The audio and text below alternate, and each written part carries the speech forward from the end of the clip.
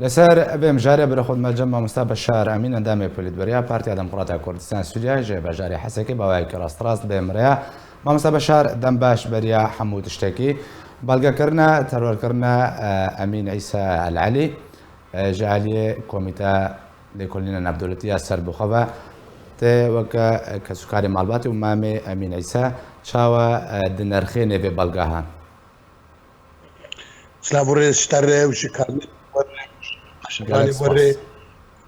باش بيكم متهاني قبل جنات حقيقة دولي قبل مسألة أنا بلقادك وراستي جوي لازم بين روجك ممكنة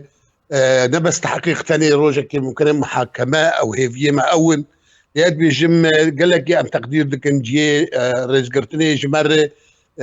محكمة جفيرنجي جفير مستوى أو سر بخواب في رنجي محكمتي حسب وقت قدم لجنة تحقيق دولية وقت رنجي محكماكي وقت رنجي لاتقاكي ام بينن وقتيبات اشتابل قد كبرى استيجي راح تيامية ام بيجم مستقبل ويلو ليكونين سر تشيبي يعني اوي متابعة بش قبلي قبلي مجي قبلي جهاتي معنيجي دفاع مسائل هذه واوي افتشتي انا دروجة كيد براستيشي فام اب مسألة كرنوي محاسبة ببن في ما اول وان بيجنجي نبس جبوء اخوتني براستي سر مستوى سوريا بقشتي شيء تشتي تابعي رجيمي شيء تابعي ابي اداري شيء تابعي تابعي قصدي تابعي اسايشاوان تابعي كي المهم اب مسألة بري كوزرباسي بن بكرنا بم بيشوشون الدوسي الخازم زان بم اب كوميتا ها هرچند به اواکی لاواز ضعیف هم بیشن بحث هرگولیان ترور کرنا امین عیسی کری لبتنه او بلگا کریه هری ایجابی تدا بلگا کرنا پیوندی بوره کریه به کمیته ها و کمالبات ده پیشی ده انا في تاليه دنا وجي براستي بخابني كمان ناف نقوتي ولو صريح يعني او رقم سدو السيا قلت سر امين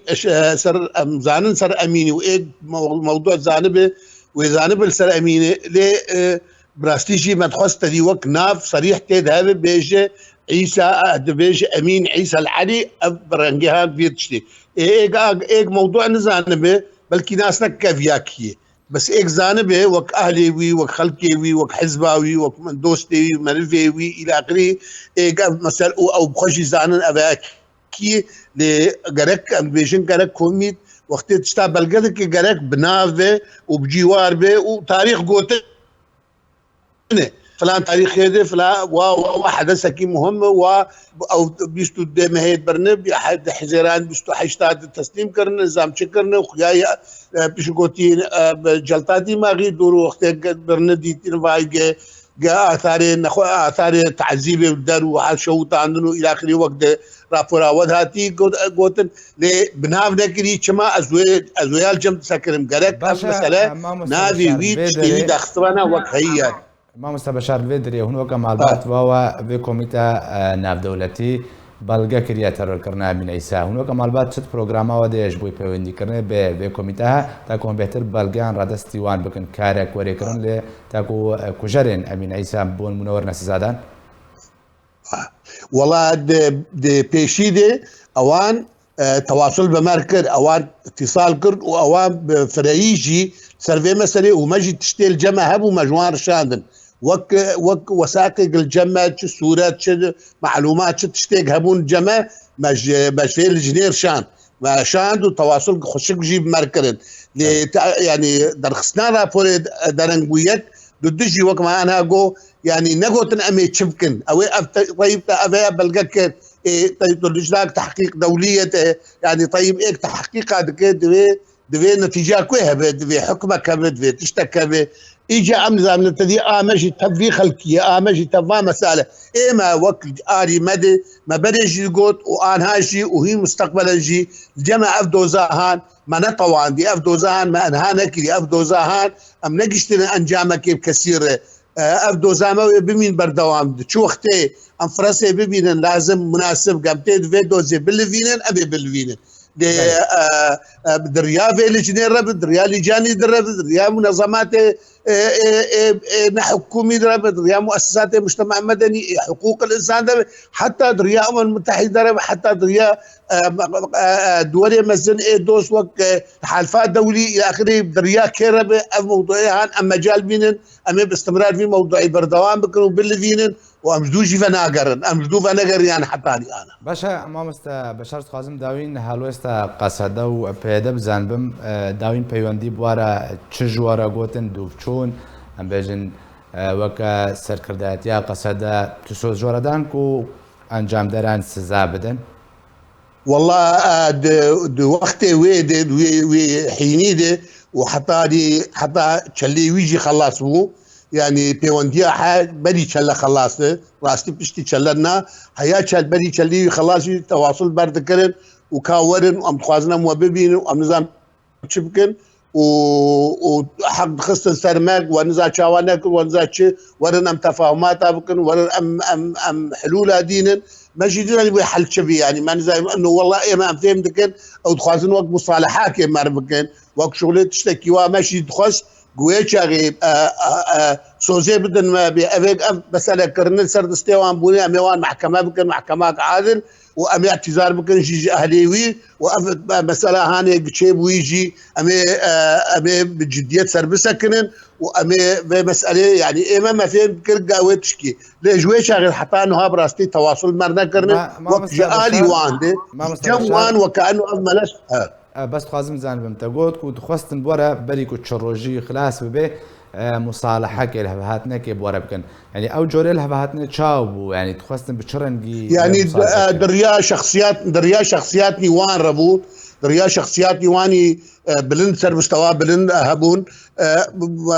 شيري نابين واز نافا ببيجن جبروان ندخص ام نافوان ببيجن يعني دريا شخصيات نيواني مسؤول بلندر اتصال مرتكن دوستي مني شخصي بون جوان اتصال كرن كا ورا امي وبقين نهاب امي نظام شبكن جغيني مثلا ريدور جيب مرشتغلي بدايته ده ومظلوم جي اشتغلي بدايته ده واول جنواني هاجي الدوي بمرد اشتغلي مباشره بتليفوني جي مرد اشتغلين لفيت عليه براستي دريا شخصيات نيواني مهم سر مستوى بري سر مستوى قياداتها وري علاقه مع دوستاي بري هبو اوان اتصال برد كرن تامي تشكيوا ما جو خير ما نشغلك امي بين و حادثك سير شيء يا تشتك شيء افن ثاني هاني وفاه كريو يجوني بين مثلا امي جوار بيجن نلازم ام تبهدين افتكروا هاني نا في هاويه نا شغله هون خوينا وتصفيه وحلول جفيرنجي افتكروا هان بدست وقت عن سابق تصميم اف انسانايا دبن تعذيبه دهاتي كشتن اف انسانايا مقصود هاتي كشتن لانه اف انسانايا انتماء كوي سياسي هبو اف عضو كي بدك العضو اللجنه الفرعيه وتبدك زياده وبفير رنجي هنا امليدنا رن ويبرن على اساس شاهد او كرد اجا او كرد متهم او كرد ضحيه وبي هوال نخوا بي ششتر وبي هوال نخوا بشار واتم كارن بيجن كنت خصن دريا بهرافا ومصالحه يمكن نتشتكي دي موافق مذكر يعني بلكي ده صريح قوتن بس موافق مذكر جوان باشا ما مستا بشار بين جبشتي تشروجيه بو حتى وكانها تمام شبكة تقول بيوندي بورا نكرنا قبل سر وان نكر يا باشا رجع سنة سر أصلا دولتين بيجن جدربا رخصنين جباك أسفير رخصنين مروفي رخصنين نابدورتي تو بيش وشونك فيديو سيدة تشيبوا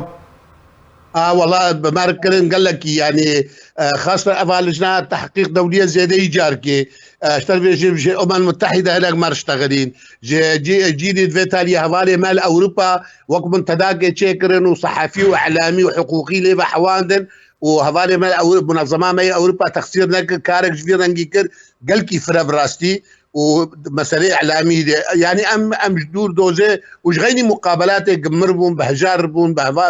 بزارية مرة بالبات يربون